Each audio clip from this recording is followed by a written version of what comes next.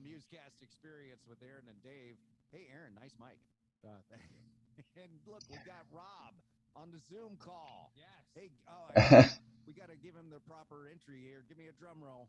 Yeah, there. Okay, it's Rob from No Lost Cause. Yeah. And there's the live video audience. And look, Aaron, I'm even recording this time. Yeah, it's good. We've had some. Yeah, I forget. Yeah, I'm very forgetful, Rob. So how you doing, Rob? Not too bad. How about you? Good, doing good. Just as we talked yesterday before the interview, the other day, we're traveling back from Idaho, so it was nice to be home. But we traveled 2,300 miles, so it was fun with me and my wife. So I'm doing all right. Oh man, was that a drive or a flight? Oh yeah, we drove. 2,300 miles with the wife. I don't think it was fun all the way. You would be correct, sir. Yeah. my best Ed McMahon, who was it? Ed McMahon? Ed McMahon. Yeah, interview. So, You are correct, sir. yes. Yes. So Rob, about I don't know, a couple weeks ago, you sent me the album that was going to be released, and it sounds great. Love the Thanks. Africa cover and all the new songs. Yeah, I dig it. Take Two is what it's called. Yes. So why'd you call it Take Two? Because is there some songs on there that I've heard before?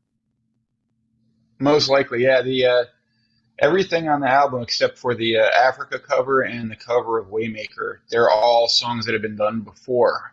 Originally, I had an idea in mind to go ahead and throw horns to them. That was kind of the original vision for a lot of the songs.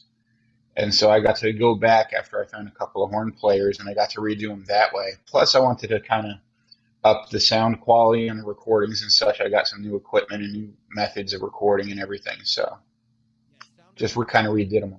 Yeah, it sounded remastered is the word I was looking for. Because when I was listening to the album, I was just driving home, and I was like, wait a minute, I know this song, but it sounded, I mean, like 100 times better than the original. And I like the original because it's got, I'm very into the raw sound, of, Yeah, I think things can sometimes be overmastered. And sometimes, definitely. but you did it just right, man, because I like the original song, and then I dig this one too. And they're two different songs that are the same. They go together like a Reese's peanut butter cup. Yeah, thanks. Yeah, I try to walk that line of like being, too produced, but I like you, I like the raw sound as well. So it's kind of a balance that I try to find anyway. It was a nice balance, and you said you added some horn players too. Yeah, yeah, most of the songs have horns on it. I think eight or nine of the songs, something like that, have horns. So do you just stock the local college for the marching band and steal the horn players, or what do you do? Where do you find these guys?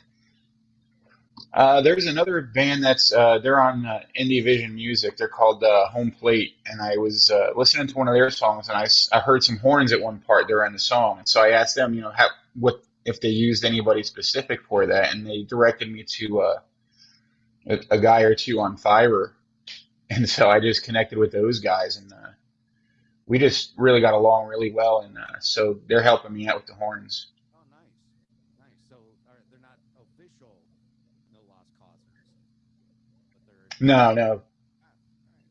all right. That's cool.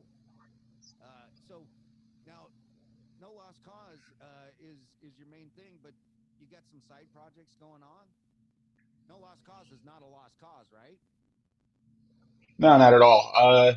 Right now, I'm working on two last, I guess, projects for No Lost Cause before like a big kind of a break, or we'll see how big of a break it really is, I guess. It's because of the because of how much different styles of like heavier, more aggressive music that I like to listen to. I kind of wanted to branch out and try one of those as well. So I created a side project called Ruled Out, which is going to be mostly like hard rock, kind of to an extent, some new metal-ish kind of feels to it, and see how that goes. Oh, dig that.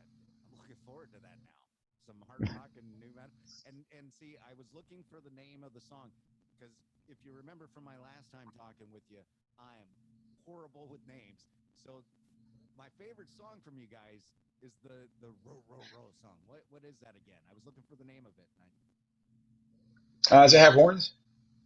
I think so. Yeah. Hmm. I think it's Hope for the Homeless. That's it. Yeah. Yep, that's the one. But I also like Fight Alone. I was listening to that one this morning. I was like, oh, so good. And you got just the Oh, perfect thanks. mix of like rock and ska and punk, and I mean, it's kind of, we talked about it before. It's kind of Goldfinger-ish. Yeah, yeah. That's actually the first ska song I ever wrote. Oh, Fight Alone? Yeah, yeah. Oh, really? Oh, good job, Up to man. that point, it was all pop punk. Well, I guess you set the bar kind of high then. I've got to revisit this. I've got to revisit this because it's so great. I know we talked about it last time you were on, but your nose looks good. Uh, Goldfinger broke your nose. Yes. Tell me the story again for anybody who didn't catch it last time, because I actually love this story and I tell it to people at work and stuff. It's a great story. Well, we used to follow Goldfinger all over the place. Like I used to live up in the Northeast, and if they were coming in that area, they would have a date in New York, Connecticut, Pennsylvania, New Jersey, wherever it would be, and we would go to the show.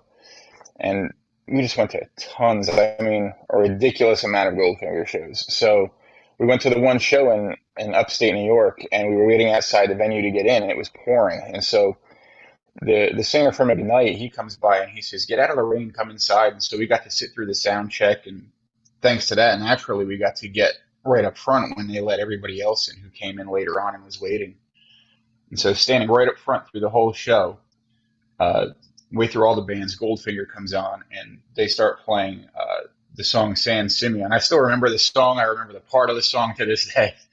His guitar started, I guess, tweaking out on him, and so he got ticked off, jumps up in the air, throws his mic stand down, and it just right in the face. I mean, the minute it hit, it was like someone just turned a faucet on and just blood everywhere. So their roadie comes and picks me up, and he carries me out of the crowd, out of the side of the stage, and yeah, it was good times. But You'll never forget. he's made it up to you, right? Yeah, for sure. He was really cool about it. He took me to the hospital afterwards, and of course, he gave us like free shirts and stuff like that, all that kind of thing. Nice, nice. Did he give you his phone number? Do you text with him? Email. Here's a picture. Just say so you remember. I've forgotten his name. I always forget that dude's name, but he's a nice guy. What's his Yeah, name? John Feldman. Yeah, he's great. Don Sel. Yeah. And by the way, San Simeon, one of my favorite Goldfinger tunes, because it's so California. Oh, it really is. Yeah, Yeah. it's great. That song really is so California, and it's about, there's just nothing like California, pretty much. San Simeon is what. But anyhow, Yeah, I digress. that's the way to do it. All right. Back to the album a little bit. One of my favorite songs is Waymaker. A lot of different worship songs you could have picked. Why that song?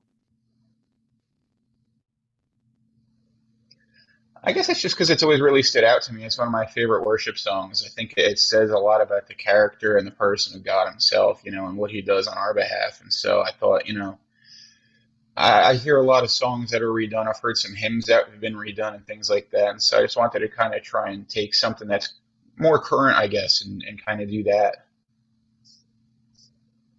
Good. I didn't even know it was a worship song. Yeah, You stumped me on that one, Aaron. Yeah, it's really good. Yeah. We've sang it at our church, and so it's a really good song. And you did a good version of it. It's one of my favorite tracks. Now Nice. I gotta ask, why Africa?